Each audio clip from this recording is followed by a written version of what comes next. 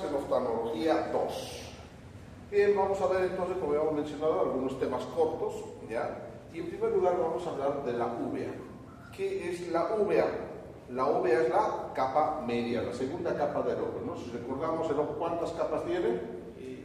3. Una externa, córnea esclera, una media y una interna. Bueno, hablamos de la media. La media está formada por 3 elementos. En primer lugar, el iris, que lo puedo ver porque es esta parte de color de mi ojo. Por detrás del iris viene una parte rosada que se llama cuerpo ciliar, y esta capa media se completa con una membrana que conecta todo, que se llama la coroides. Entonces la uvea está formada por el iris, el cuerpo ciliar y la coroides, ¿ya? Bien, la función del iris, no nos olvidemos, es regular la entrada de la luz. La función del cuerpo ciliar es sostener a un lente interno que se llama cristalino, y también, aparte de sostenerlo, le puede cambiar su forma para que yo siempre vea enfocado, si miro de lejos o de cerca. Estos cambios de forma del cristalino se conocen como acomodación. Y la coroides es una membrana vascular que principalmente sirve para nutrir la capa interna que se llama retina, ¿ya? Bien, a esta parte de la uvea se relaciona con una enfermedad que, si bien no es muy común, por suerte no es muy común, es una enfermedad bastante grave que puede afectar a la visión. Y esta enfermedad se llama uveitis. ¿Qué es la uveitis? Simplemente es la inflamación de la uvea, de esta segunda capa, ¿ya? Esta inflamación es una inflamación interna por dentro del ojo, no es una inflamación externa como una conjuntivitis. Esta es una inflamación que va a afectar las estructuras internas. O sea que cuando ustedes o hablemos de uveitis, lo primero que tienen que pensar es inflamación intraocular, eso. Bien, hay muchas formas de clasificar las uveitis, pero la forma tal vez que más se entiende y que en la práctica es mucho mejor es clasificarlas por su ubicación anatómica, ¿ya? ¿Por qué? Porque cuando se afecta cuando da uveitis no siempre va a afectar a toda la uvea, a veces solamente afecta a alguno de sus componentes. Por ejemplo, a veces se inflama solo el iris y en ese caso se llama iritis el proceso. A veces se inflama el iris más el cuerpo ciliar. En este caso, esto se llama iridociclitis y el resto está bien, no se inflama, ¿ya? Cuando se inflaman estas estructuras, esto se conoce, ya sea el iris o el iris más el cuerpo ciliar, se conoce con el nombre de uveitis anterior. Eso quiere decir que la inflamación solamente ocurre en la parte anterior de la uvea, ¿ya? Bien. A veces la inflamación solamente toma parte del cuerpo ciliar y parte de la retina periférica, ¿ya? Cuando ocurre esto, esta uveitis se conoce como uveitis intermedia. Tal vez es la menos común, la más rara de todas las uveitis. Y cuando solamente se inflama la coroides, ¿ya? Cuando solamente se inflama la coroides, esto se llama coroiditis, ¿ya? O también se conoce con el nombre de uveitis posterior. Entonces repetimos, por ubicación anatómica, si se inflama el iris o el iris más el cuerpo ciliar, uveitis anterior.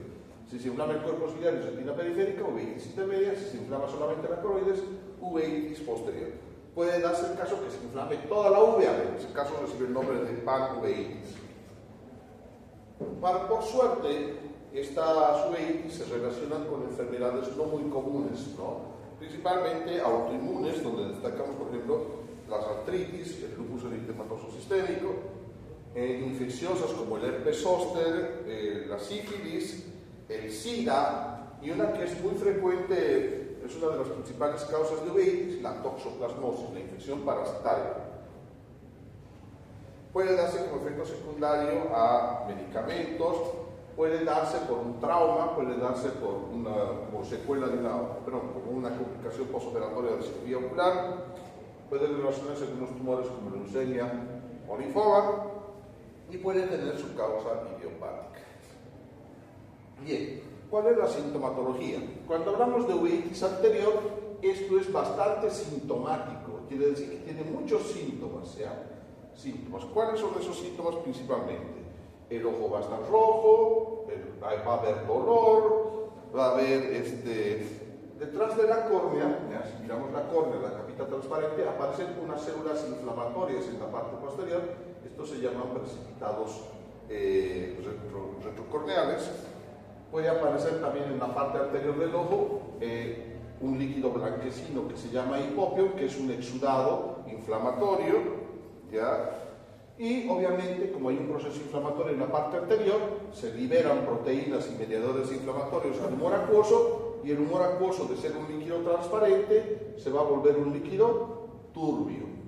Entonces, la clínica de la uveitis anterior es bastante, como les digo, sintomática, y también con síntomas: ojo rojo, dolor, hipopio, precipitados detrás de la córnea, el humor acuoso turbio.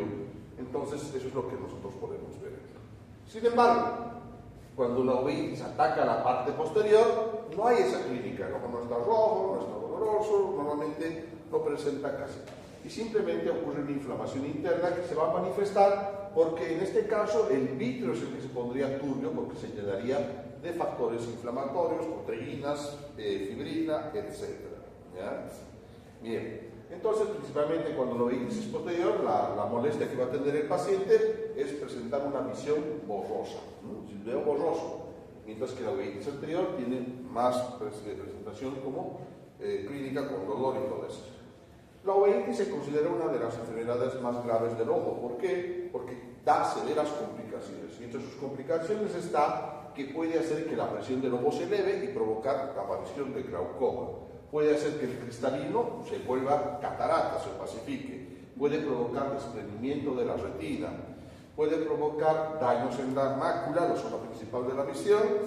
Puede provocar que aparezca proliferación de vasos anómalos y puede provocar oclusiones vasculares a nivel de la retina, ¿ya? Algo que es llamativo en las uveitis es que cuando miramos el ojo en la parte anterior, ¿ya?, lo que ocurre muchas veces es de que el iris, cuando es la uveitis anterior, el iris vamos a dibujar aquí de costadito, este es el iris y este es el cristalino, ¿ya?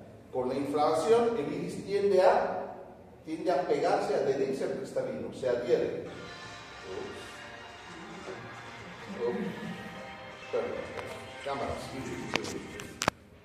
Cuando se ocurre una inflamación anterior, ¿ya?, el iris muchas veces tiende a adherirse al cristalino, al lente que está atrás. Y eso va a dar una imagen muy típica que se llama la pupila en trébol, que se ve así, como estoy dibujando. ¿Ya?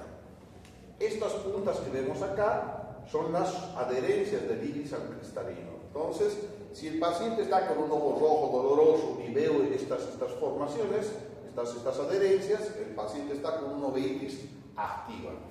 Si veo este tipo de pupila en un paciente que ya está con el ojo tranquilo, que no tiene molestia, no tiene nada, significa que a ese paciente le ha dado uveitis antes, alguna vez que en su vida. Bien, ¿cuál es el tratamiento de la uveitis? El tratamiento se basa en tres cosas principalmente. La primera, tratar la causa etiológica. Si el problema es una enfermedad autoinmune, controlar la enfermedad autoinmune. Si el problema es el SIDA, el paciente tiene que hacer su tratamiento para SIDA. Si el problema es herpes, tenemos que hacer tratamiento para herpes. Segundo, se suelen esos pacientes dar dilatadores de pupila. ¿Por qué damos dilatadores de pupila? Porque cuando el iris está dilatado, se aleja del cristalino, del lente, y la posibilidad de que haga adherencia es nula, no puede adherirse al cristalino, porque cuando producen estas adherencias puede dificultar la presión ocular y hacer que se eleve. ¿Ya? Y el tercero, si es que se puede, se dan los corticoides, porque son los mejores antiinflamatorios que existen, ¿no? Esta es una enfermedad inflamatoria, pero hay obviamente enfermedades donde no voy a poder usar los corticoides, tal vez inmunodeprimidos o en herpes, por lo menos inicialmente no debo usar corticoides. Entonces, dependiendo de cada caso, tengo que evaluar. Si hay complicaciones, pues cirugía para las complicaciones. Un cuadro parecido, pero que no es el mismo, ya es la endoftalmitis. ¿Qué es endoftalmitis? Es una infección interna y grave del ojo, ¿ya? Es una infección interna. Puede darse principalmente por bacterias y más raramente por hongos. Pero en este caso es una infección, no es una inflamación. Obviamente las uveitis son inflamatorias principalmente, pero aquí se desarrolla una infección severa dentro del ojo. ¿Cómo yo puedo saber si un paciente tiene endoftalmitis? Pues lo que yo tengo que acordarme en una endoftalmitis es las causas que pueden ser vía exógenas o endógenas. Vamos a dibujar acá para que se entienda un poquito más. Tenemos el ojo, ¿no? Entonces, en las endoftalmitis de causa exógena tiene que haber una perforación, una perforación ocular, y esa perforación va a dejar bacterias dentro del ojo. Y estas bacterias, sin tratamiento, empiezan a desarrollar y hacen la infección. Otra forma de que pueda haber endoftalmitis es de que sea una secuela postoperatoria. Se operó del ojo una catarata, por ejemplo, pero durante la cirugía algo no estuvo bien esterilizado, o de alguna forma se contaminó la cirugía, y después de unos días de la operación empiezan a proliferar bacterias y empieza a producirse la infección. Y la tercera causa sería causa endógena. Suele darse la endoftalmitis en pacientes que están sépticos, que tienen una infección severa por otro motivo. Tal vez pueden tener, no sé, una meningitis, un absceso hepático, alguna neumonía de esas fuertes, terribles. Entonces, los virus, pero las bacterias en este caso llegan por vía hematógena y a través de esa vía empiezan a desarrollar dentro del ojo. Entonces, para hacer endoftalmitis tiene que haber alguna de estas cosas que hemos mencionado. Una perforación, ser operado recientemente de globo ocular, o el paciente estar séptico, ¿no? Y como pueden ver en sus diapositivas, si es que lo están viendo, vamos a tener un ojo bastante congestionado y lleno de pus por dentro, ¿ya? Totalmente purulento por dentro. Muchas veces estas endoftalmitis son infecciones graves y se da antibiótico en gotas, se da antibiótico endovenoso, se puede inyectar antibióticos directamente en el ojo, ¿ya? Para tratar de salvar la situación, ¿no? Y si es algo, pues se da tratamiento del ojo. Se da otra medicación de apoyo, pero a veces el ojo está tan infectado o se hacen abscesos dentro del ojo internos, una infección terrible, que el ojo se llega a infectar tanto que ya no se lo puede salvar. Y cuando el ojo está demasiado infectado, lo mejor es extirpar el ojo, porque si no, este ojo se convierte en un foco séptico, ¿ya? Bien. Entonces, hasta ahí esta primera parte, que es uveitis y endoftalmitis, que no son lo mismo. Uveitis, proceso inflamatorio intraocular; endoftalmitis, infección grave intraocular. Bien. Hablamos un poquito también de ceguera y discapacidad visual. La discapacidad visual es un término que incluye a la baja visión y a la ceguera. ¿Qué es la baja visión? Bueno, la baja visión es la condición visual que padece una persona con una reducción importante de su visión, que no mejora utilizando una adecuada corrección de gafas, lentes de contacto e incluso tratamientos farmacológicos o quirúrgicos, y que por ello sufre dificultad o incapacidad para realizar tareas de la vida cotidiana. Baja visión se denomina a una persona que tiene una visión muy mala, muy disminuida. Podemos hablar de baja visión en esos pacientes que apenas pueden contar dedos, a que solamente ven el movimiento de la mano o que solamente perciben la luz. Entonces, esos pacientes se consideran baja visión siempre y cuando no exista nada que les mejore su visión. No exista un lente, porque hay pacientes que ven cuentadedos, por ejemplo, se ponen su lente y llegan a la visión 20/20, entonces no son baja visión, ¿no? Entonces son estas personas que ningún método farmacológico, óptico ni quirúrgico ya les puede arreglar la visión, y esta baja visión les dificulta su actividad diaria, ¿no? Incluso las personas con baja visión o las personas ciegas se consideran una discapacidad, y en muchos lados o muchos gobiernos les brindan facilidades. Por ejemplo, aquí a las personas ciegas antes, no sé si sigue habiendo, antes tenían un bonito que podían recoger del gobierno, ¿no? Había una oficina donde tenían que hacer su trámite y recogían un bonito, ¿no? La discapacidad visual, por ejemplo, la baja visión, puede ser causa de que el paciente, por ejemplo, se jubile antes, y tiene ciertos beneficios que cada gobierno da según cómo trate esto, ¿no? Bien, en cuanto a la ceguera, es la ausencia total de la percepción visual o de la luz, ¿ya? El paciente no ve absolutamente nada.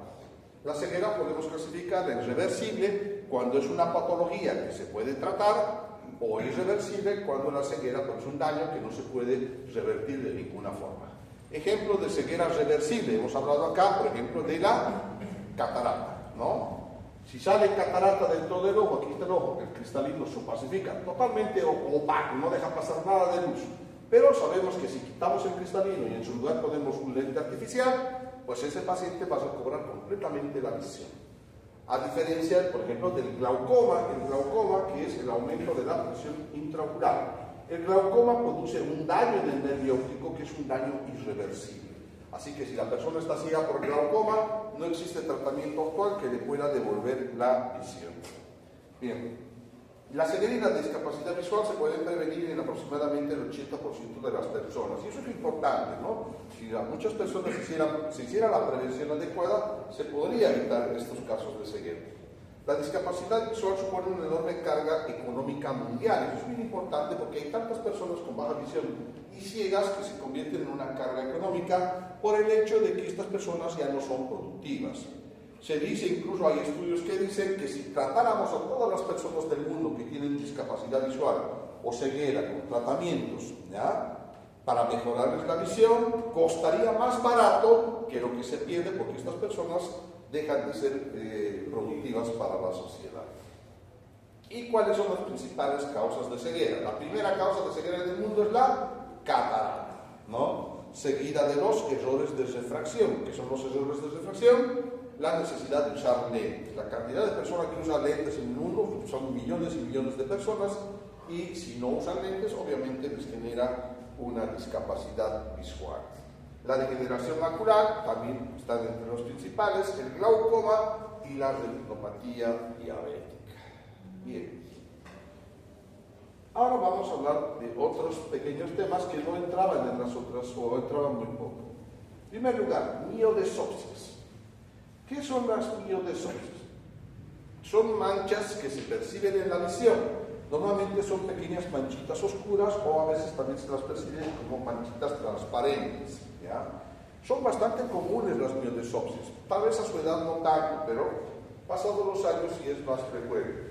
Pero a ver, como modo de saber, ¿alguien aquí ve manchitas oscuritas en su visión? ¿Alguien ve o nadie ve? ¿Tú ves? Bueno, ahí tenemos uno. ¿Quién más ve? Manchitas así, como pelucitas en la vista. Eso, porque es manchitas. Dos, sí. ¿Ves o no ves? Chaupín. ¿Ahorita? No, pues, no. No pensé. ¿Ah? Bien. Estas manchitas que se ven así como pelucitas, ¿ya?, como pelusas que están flotando, y esta es la característica de la miodesopsia, que si yo veo una manchita, si muevo mi ojo, tiene que la manchita ir flotando a un lado como agüita, como si estuviera en agua. Miro al otro lado, va flotando la manchita al otro lado. Eso se llama miodesopsias, o también se le conoce vulgarmente con el nombre de mosca volante. ¿Por qué se conoce con ese nombre? Porque resulta de que hay personas que piensan que son bichitos. Una vez así vino una señora: doctor, vengo porque aquí tengo un bichito que siempre me vuela y nunca lo puedo agarrar. Miodesopsia. Son como bichitos que están ahí, no quiere agarrar y no puede. Bien. Estas miodesopsias pueden tener causas no patológicas y causas patológicas, ¿ya? Cuando es no patológico, las miodesopsias se deben a condensaciones de colágeno en el vítreo. Condensaciones de colágeno en el vítreo.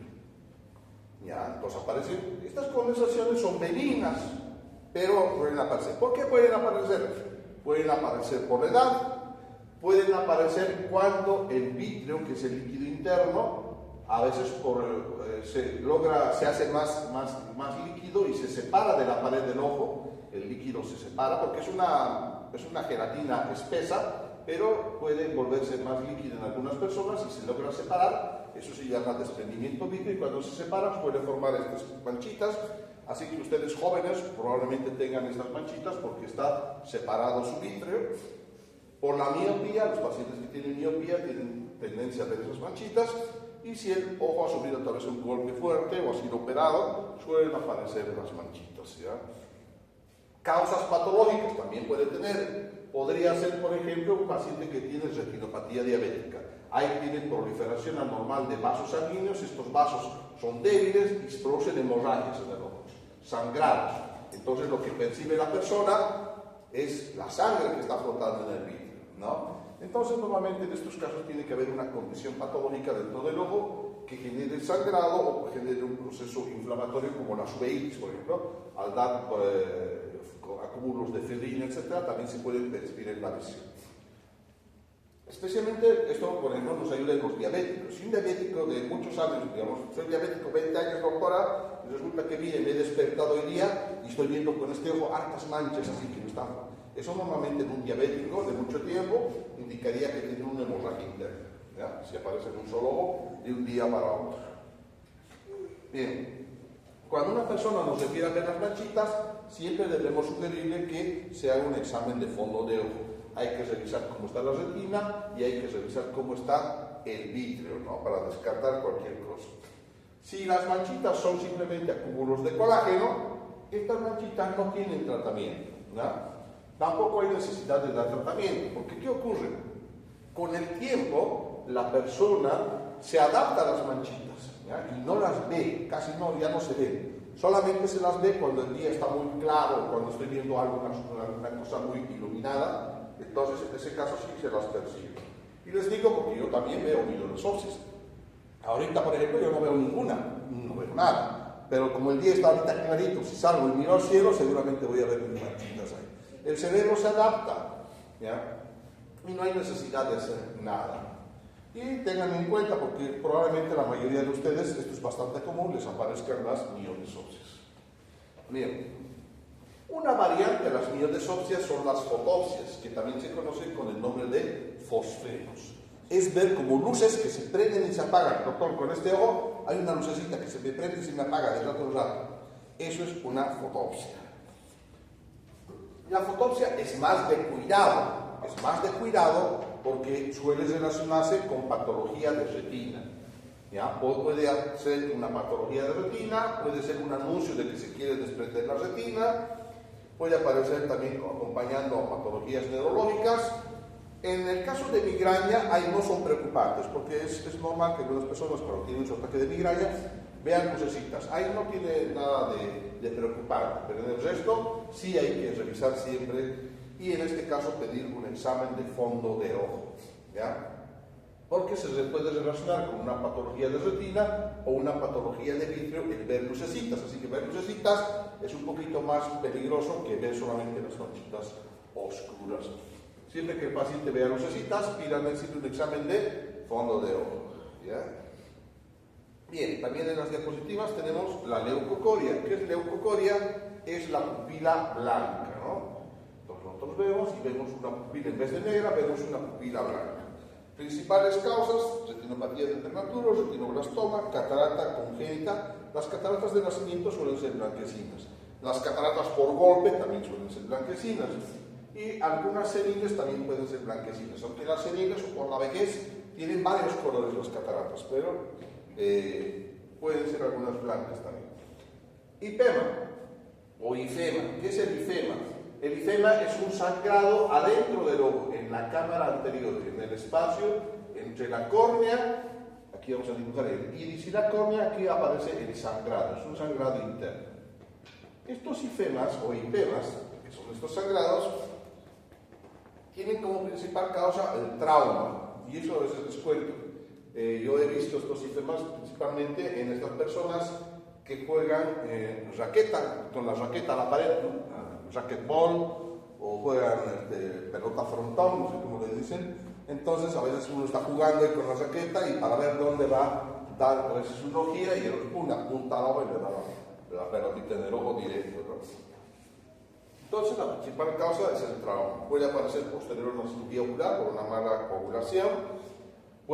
Si aparece así de la nada, puede indicarnos que hay un tumor dentro del ojo. No se olviden que todos los tumores siempre son sangrantes, así que una forma a veces de detectar que hay un tumor es cuando aparece sangre de por sí en algún lugar, ¿no? Puede ocurrir por neovascularización, puede ocurrir por alteraciones de la coagulación. Provoca dolor y visión borrosa porque la sangre se mezcla con el humor acuoso y lo enturbia. Primero, identificar la causa del ifema y cuál es el tratamiento de estos pacientes que tienen este sangrado interno. El tratamiento es reposo absoluto. Estos pacientes tienen que estar en reposo absoluto, ¿ya? Totalmente recostados, sin moverse. Apenas moverse levemente para sus necesidades fisiológicas o para comer, pero después tiene que estar el paciente echado con la cabeza levantada. ¿Por qué no tiene que moverse este paciente? Porque estas hemorragias tienden a sangrar más cuando el paciente no cuida su actividad física. Y si sangra más, toda la parte anterior se va a llenar de sangre. Y si se llena de más sangre, las posibilidades de complicación son mucho mayores. Así que si el paciente mantiene reposo, hace su tratamiento, esta sangre tiene que ir lentamente desapareciendo hasta que ya no se la ve. Si después de varios días no desaparece, hay que drenarla con cirugía. Pero normalmente se prefiere un tratamiento conservador que consiste principalmente en reposo, colirios corticoides, colirios para bajar la presión ocular. Bien. Otra cosa que puede aparecer en el ojo es en vez de sangre puede aparecer un líquido blanquecino que se llama hipopio. ¿Ya? En este caso tenemos acá y aparece un líquido blanco.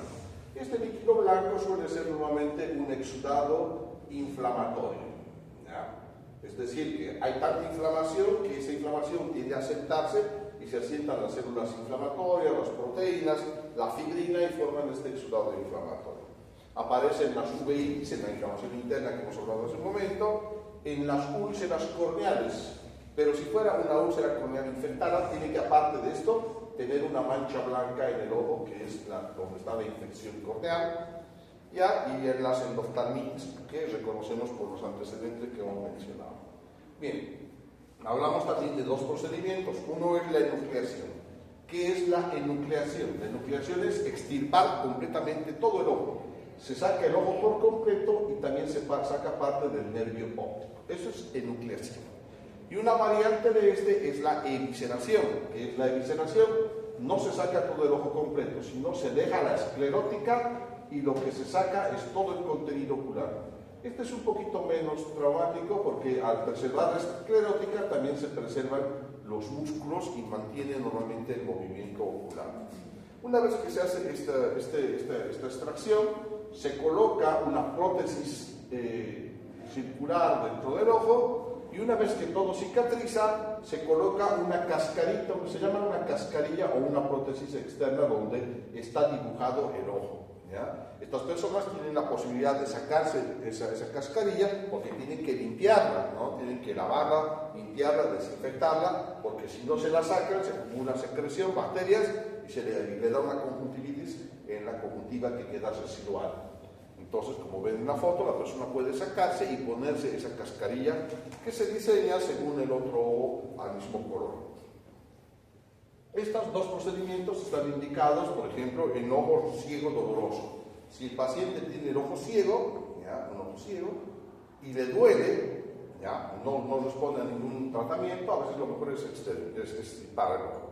Si está el ojo comprometido por un cáncer muy avanzado, si hay una endoftalmitis muy severa, si el ojo está totalmente dañado por la infección, y si el ojo está cosméticamente inaceptable, por una quemadura química, un trauma puede quedar completamente una imagen fea, entonces es mejor extirpar el ojo. Y bien, vamos entrando a la última parte, que es farmacología ocular. En oftalmología usamos varios fármacos, pero los que están anotados acá son los principales. Antibióticos. Dentro de los antibióticos tenemos medicamentos para tratar las bacterias, ¿no? Y en las bacterias tenemos todos los que dicen ahí, ¿ya?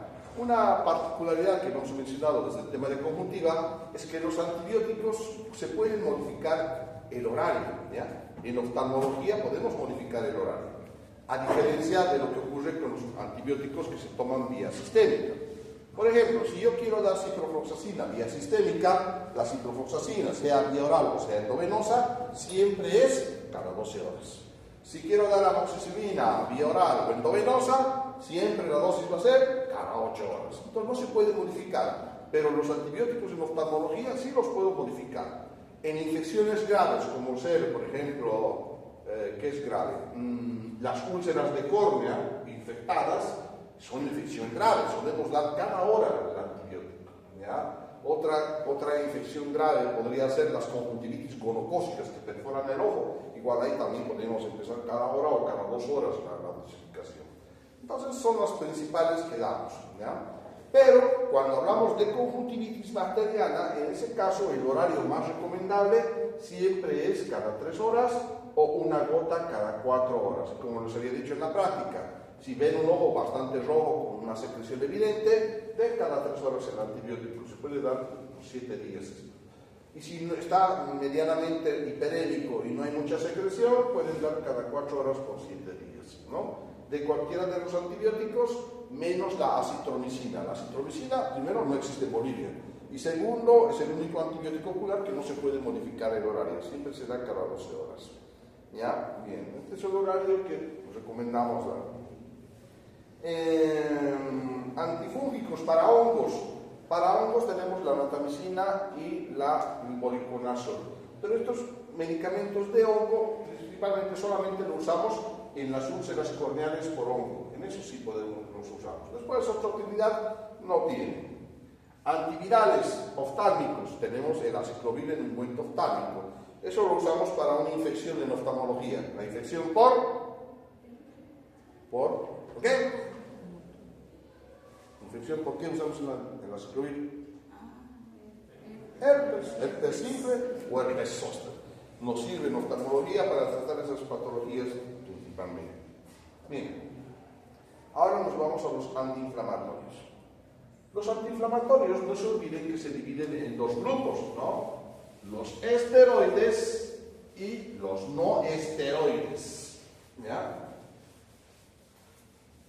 Esteroides, vamos a hacer acá, que también se llaman, ¿qué otro nombre reciben los esteroides?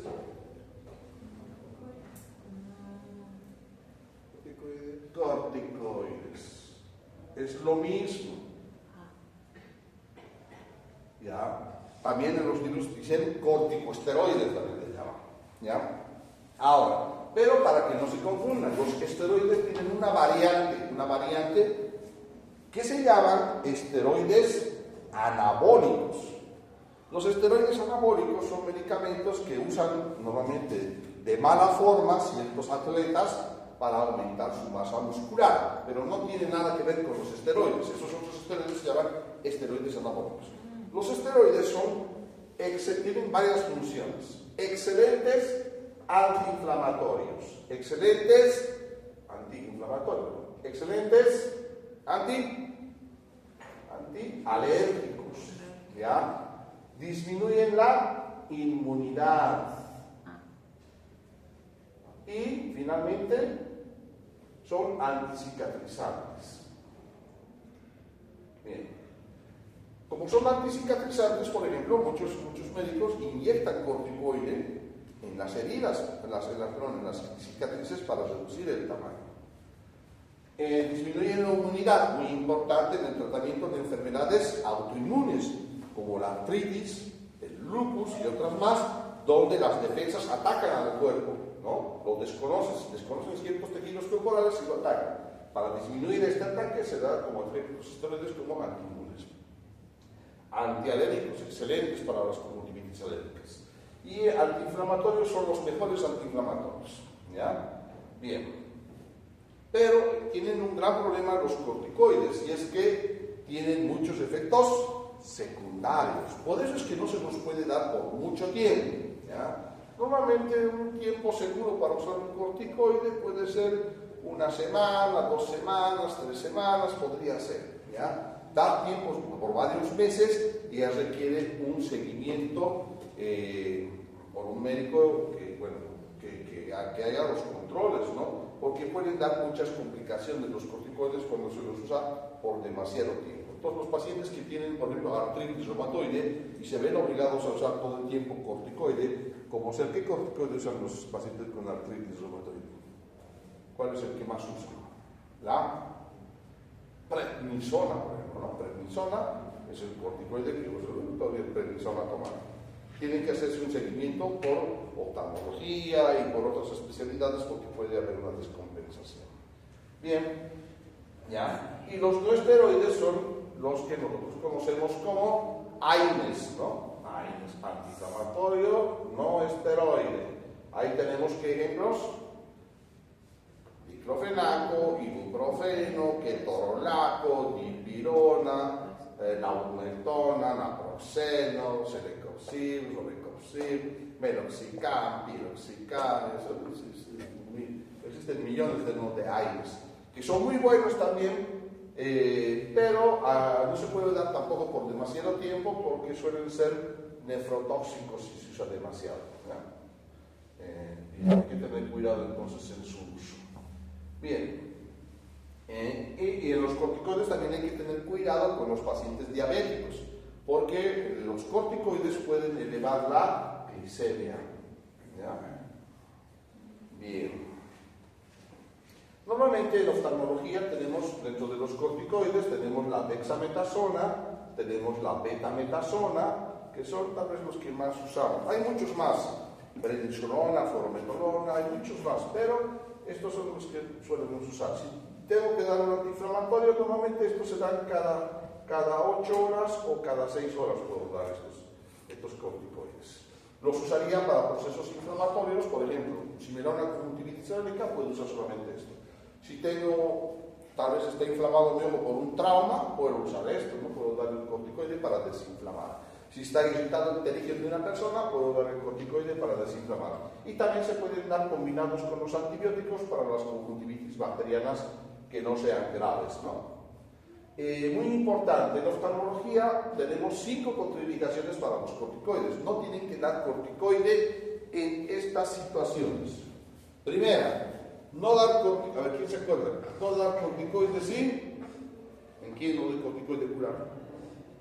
Si el paciente es inmunodeprimido.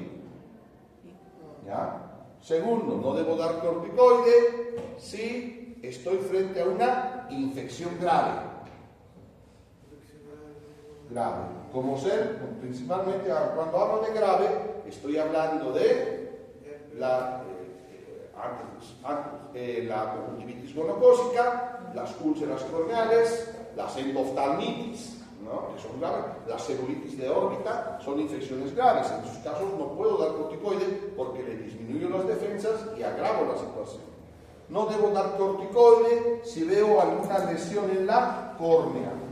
Si en la córnea hay alguna lesión, veo que la córnea tiene una mancha, una herida, una lesión, algo, no debo dar corticoide, para nada. La córnea tiene que estar transparente, brillosa, sin alteración, para poder dar corticoide. No debo dar corticoide si el paciente está con herpes. El herpes se potencia con el corticoide, ¿ya? Y no debo dar corticoide si el paciente sufre una infección por lente de contacto. ¿Ya? Tengo que tener mucho cuidado en estos pacientes. Bien. Bueno, entonces, si tengo dudas en usar corticoides, me voy por los AINES. Tienen un poquito de menor efecto antiinflamatorio, pero igual son muy buenos. ¿Ya? Bien. Antialérgicos. Dentro de los colidios antialérgicos tengo la celastina, el ketotifeno y la oropatalina, que normalmente son los que más usamos actualmente. Estos colidios podemos usarlos por mucho tiempo. ¿Ya? La persona, si tiene una alergia permanente, puede usarlo diario el colirio, no hay mucho problema con eso. Vasoconstrictores. Dentro de los vasoconstrictores tenemos la nafasolina y la tetrahidrosolina. Estos vasoconstrictores son muy interesantes porque producen un efecto inmediato. Si yo estoy con mi ojo rojo y me echo un vasoconstrictor, a los segundos mi ojo está clarito, blanquito se vuelve, ¿no? Sirve para procesos irritativos leves los vasoconstrictores, como ser que una irritación leve tal vez por el clima, por el viento, por la tierra, podría ser porque estoy mucho tiempo en la computadora y mis ojos se ponen rojos, por haber dormido mal, mi ojo está rojo, entonces me echo el vasoconstrictor y al ratito se pone blanquito, ¿no? Tienen un efecto bien espectacular los vasoconstrictores. Y se los promocionaba antes mucho en la televisión con el nombre de Visional o Aquablanc, ¿no? Visional, decía, ¿no? Quita el rojo del ojo, decía. Entonces, se los promocionaba por su efecto espectacular que tienen, ¿no? De estar bien rojo, bien, bueno, un ratito lo pone blanquito. Sin embargo, los vasoconstrictores no debo abusar, ¿ya? Porque cuando uno abusa demasiado vasoconstrictor, tiene efecto rebote. Eso quiere decir que en vez de aclarar, empieza a enrojecer el ojo, ¿ya? Deben ser para ser usados muy ocasionalmente los vasoconstrictores. Bien. Lágrimas artificiales. Las lágrimas artificiales son uno de los medicamentos que más se usa en oftalmología y ustedes los pueden prescribir tranquilamente. La lágrima artificial no hace daño, ¿ya? Y lo pueden ustedes indicar para todo. Doctora, me arde mi ojo, lágrima artificial. Doctora, lo siento seco mi ojo, lágrima artificial. Doctora, siento cansados mis ojos, lágrima artificial. Doctora, quiero una gotita para limpiarme los ojos, lágrima artificial. No sé. Entonces, para todo lo que se nos ocurra, no, doctora, tengo una leve molestia, no sé qué, lágrima artificial. Bien, la lágrima artificial es muy buena y no hace daño, así que lo pueden prescribir tranquilamente. El paciente puede echarse de una gota al día a 10 al día, como quieran. Puede echar, lo damos a veces en horario. Por ejemplo, lo podemos dar en horario cuando un paciente tiene parálisis facial. ¿Qué pasa en la parálisis facial? El paciente no puede cerrar el ojo. Por más que quiere, no puede. Entonces, en esos pacientes podemos dar cada hora que se eche una lágrima artificial durante todo el día, ¿no? Cada hora se coloca. O podemos darlo por requerimiento necesario, perenne, ¿no? Si siente molestia, pero el doctor está todo el día en la computadora, bueno, cuando le molesten los ojos, se eche la lágrima artificial y lo pueden usar. Hay muchos compuestos que se comportan como lágrima artificial, la carboximetilcelulosa, la nitromelosa, la hidroxipropimetilcelulosa, etc. Dentro de las lágrimas artificiales especiales vamos a destacar la que viene con composición de carbómero, porque esta lágrima artificial viene en gel, no es líquida, es gel, dura más tiempo en el ojo, pero obviamente va a poner la visión un poquito borrosa, hay que saber en qué pacientes indicarlo, pero dura más tiempo la que es lágrima artificial en gel. Y otra lágrima artificial que vamos a destacar es la lágrima artificial que tiene como compuesto el hialuronato de sodio. Esta lágrima artificial se ha visto que, aparte de lubricar el ojo, también tiene un efecto que beneficia la cicatrización de la córnea, ¿ya? Entonces, en medidas pequeñitas de la córnea, en medidas leves, ayuda a que cicatricen estas lesioncitas siempre y cuando no tengan un trasfondo de alguna otra enfermedad. Aparte entonces de efecto lubricante, el hialuronato de sodio tiene efecto cicatrizante. Entonces, cuando alguna vez les he mencionado lágrima artificial como cicatrizante, me refiero al hialuronato de sodio, ¿ya? Por si acaso. Bien. Colirios antiglaucomatosos. Bueno, para glaucoma hay varios colirios, pero por lo menos uno tienen que saberse, uno tienen que aprenderse, ¿no? Puede pasar alguna vez que el paciente diga, doctor, mire, no sé, usaba antes hacer tratamiento para el glaucoma, pero no me acuerdo, o estoy de viaje, deme algo para el glaucoma. Pues el colirio más clásico de glaucoma es el timolol. Timolol se da una gota cada 12 horas, 2 veces al día, ¿no? Por ahí tenemos las otras opciones de otros colirios, pero bueno, si quieren saberse uno de memoria, el timolol. Bien. Anestésicos. Bien. Dentro de los colirios anestésicos tenemos la proparacaína, venoxinato y tetracaína, aunque en nuestro medio el que más existe es el venoxinato. El colirio anestésico solamente debe darse para procedimiento, ¿ya? Nunca se da como tratamiento. Alguna vez me ha llegado receta de un médico. ¿Qué le ha dado el médico general? Esta receta, doctor, a ver qué dice. Colirio anestésico, 2 gotas cada 8 horas. ¿Qué? ¿Cómo que? El colirio anestésico no cura ni sana nada. Lo único que hace es adormecer. Adormece. Así que si yo le doy como tratamiento, puedo encubrir la patología que está por detrás y el paciente puede estar empeorando y puede no estar sintiendo debido al colirio anestésico. Son muy buenos los colirios anestésicos, ¿ya? Tienen una rápida acción. Si yo echo colirio anestésico a mi ojo, a los 30 segundos mi ojo está completamente anestesiado, no se trilla nada. Y el efecto dura más o menos entre 10 y 15 minutos del colirio anestésico, ¿ya? Si necesito prolongar la anestesia, pasado ese tiempo, el paciente del doctor me está volviendo a ver, puede volver a echar por 1 o 2 gotitas de anestésico y otros 10 o 15 minutos gano de anestesia. Por ejemplo, eso es útil en los lavados oculares por quemadura química, donde voy a durar por lo menos media hora sin lavar. También se puede dar en algún caso para el manejo del dolor inicial, como hemos hablado en las quemaduras químicas, ¿no? En la quemadura por radiación ultravioleta, a veces te puede ayudar a calmar primero el dolor y después se hace el tratamiento que corresponde. Pero eso yo tengo que manejarlo, no el paciente. Bien. Colirios midriáticos o ciclopléicos. Estos colirios midriáticos y ciclopleicos son los que conocemos con el nombre de colirios dilatadores de pupila, ¿ya? Van a agrandar la pupila. Entonces, tengo aquí mi ojo, tengo aquí, y la pupila queda grande. ¿Cuál es la utilidad de estos colirios dilatadores de pupila? Tiene varias utilidades, pero la principal es hacer un examen de fondo de ojo completo. Cuando la pupila está dilatada, puedo revisar mucho mejor la retina y el vítreo interno, también el nervio óptico. Tenemos varios colirios dilatadores, pero el que más usamos los oftalmólogos es el llamado tropicamida. ¿Ya? ¿Por qué usamos este colirio? Porque este colirio es el que menos dura de los otros. Este colirio tiene una duración más o menos de dilatación de pupila entre 3 a 6 horas. El efecto ocurre a los 30 minutos. ¿Ya? Si yo he hecho un dilatador de pupila, en 30 minutos su pupila así grande ya se vuelve. Pero ese efecto tarda en pasar entre 3 a 6 horas. Queda la persona con la pupila dilatada y esto a la persona le genera visión borrosa y fotofobia. Por eso es que no puedo yo dilatar a un paciente anciano, porque si un ancianito le echo el dilatador y va solito se va a ir a caer, ¿no? No puedo dilatar a una persona que está manejando vehículo, porque va a empezar a ver borroso.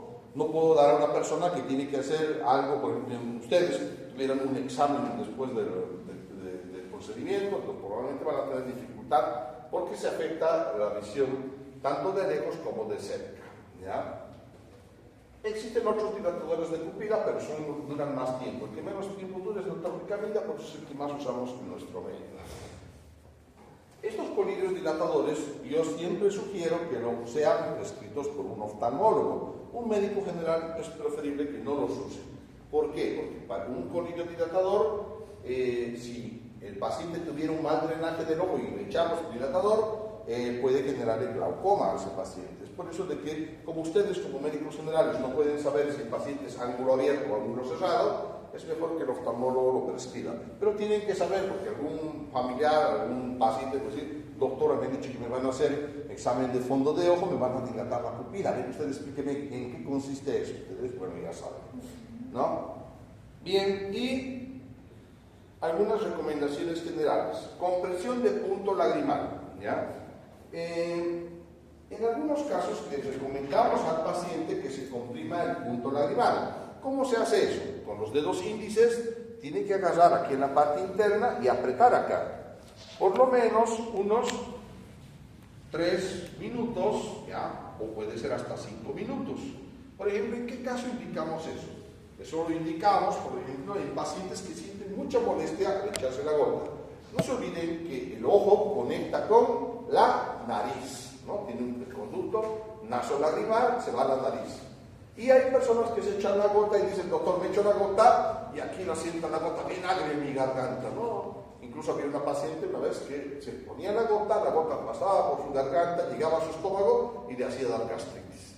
Ay, yo no aguanto las gotas porque me he hecho y le hace dar gastritis, ¿no? Pero algunas personas, lo típico es que digan, doctor, aquí siento bien agria atrás de mi garganta, ¿no? Tienen un muy buen drenaje y la gota pasa y se lo sienten clarito. Si les incomoda mucho, pueden hacer esto, así que la gota se va a absorber principalmente en el ojo y no va a pasar casi a la parte sistémica. Y también esto lo solemos indicar en pacientes embarazadas. Si una paciente embarazada necesita usar colirio, le decimos que se comprima el punto lagrimal para que así el medicamento no pase a la parte sistémica y se absorba solamente en la parte ocular. ¿Qué más? Me falta. Ya estamos en lo último. En el ojo solamente cabe una gota. De nada sirve que ustedes indiquen, se va a echar 3 gotas de milparicina cada 6 horas. No sirve, ¿ya? El ojo solamente tolera una gota. Una gota bien echada es suficiente. Por eso normalmente nosotros cuando indicamos colirios indicamos una gota cada 8 horas, una gota cada 6 horas, una gota cada 3 horas. Entonces no decimos 2 gotas cada 8 horas o 3 gotas cada 8 horas porque es desperdiciar medicamento. Y si se usa más de una gota, siempre tiene que haber un espacio entre 5 y 10 minutos con la aplicación de otra segunda gota. Puede que el paciente tenga glaucoma, usa su gota para glaucoma y justo le dio conjuntivitis. Entonces, Y en el horario coinciden, 8 de la mañana tiene que echarse la de la conjuntivitis y la del glaucoma. Entonces, si echa uno y después el otro, las gotas se limpian las dos y ninguna hace el efecto deseado. Entonces, si echa una gota, tiene que esperar por lo menos 5 minutos o 10 minutos y echarse recién la otra gota que es distinta, ¿no? Que es otro tipo de gota, para que se aproveche el medicamento. Y bien, ahí acaba esta segunda tema.